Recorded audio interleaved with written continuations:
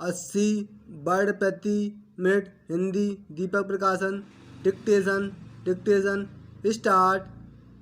सभापति महोदय, यह मेरा परम सौभाग्य है कि आज इस अवसर पर मुझे देश के उन होनहार युवकों से बातचीत करने का मौका मिला है जो कि यहाँ पर उपाधि प्राप्त कर रहे हैं।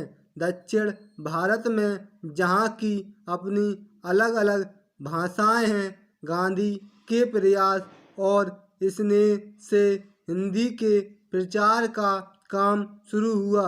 गांधी जी एक महान नेता ही नहीं थे बल्कि एक दार्शनिक भी थे। उन्होंने भारत की आज़ादी की लड़ाई को एक दिशा दी। आज़ादी मिलने के बाद जो हमारे देश के लिए बाधाएं बन सकती थी, उन सब के बारे में उन्होंने सोचा और उन्हें दूर करने का प्रयास किया। गांधी जी के प्रयास से ही दक्षिण में हिंदी का प्रचार को आज़ादी के एक प्रमुख साधन के रूप में महत्वपूर्ण स्थान मिला।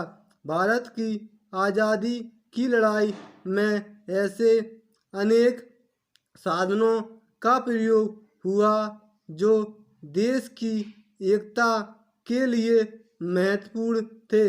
इन साधनों में हिंदू मुस्लिम एकता, हरिजन समस्या, जातिवाद की समस्या और खादी की समस्या आदि प्रमुख थे।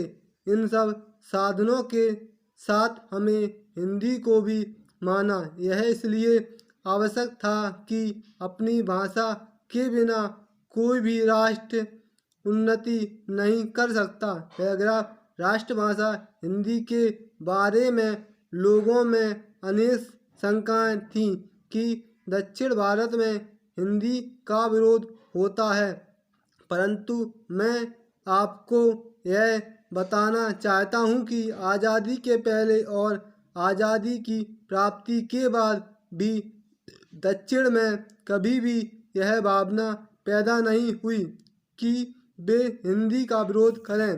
कुछ राजनीतिज्ञों ने अपने स्वार्थ के लिए भाषा को एक राजनीतिक साधन के रूप में अपनाया और जनता को गुमराह करने का प्रयास किया। सूचना और समाचार माध्यमों ने भी इसे अपने व्यापार को बढ़ाने के एक साधन के रूप में लिया और कुछ लोगों द्वारा कही गई बातों को इस प्रकार जनता के सम्मुख रखा कि लोग समझने लगे कि यह दक्षिण की जनता की भावना है और वह हिंदी का विरोध कर रही है।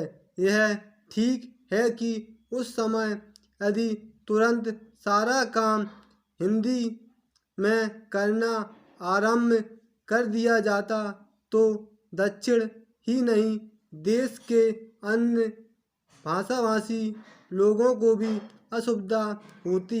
वास्तव में हिंदी को देश की एकता और अखंडता के लिए राष्ट्रभाषा बनाया गया था। उसे सभी भाषाभाषियों के बीच एक पुल का कार्य करना था। अतः यह सोचना कि हिंदी को लागू कर अहिंदी भाषियों को परेशानी में डाला जाएगा गलत था। स्टॉप।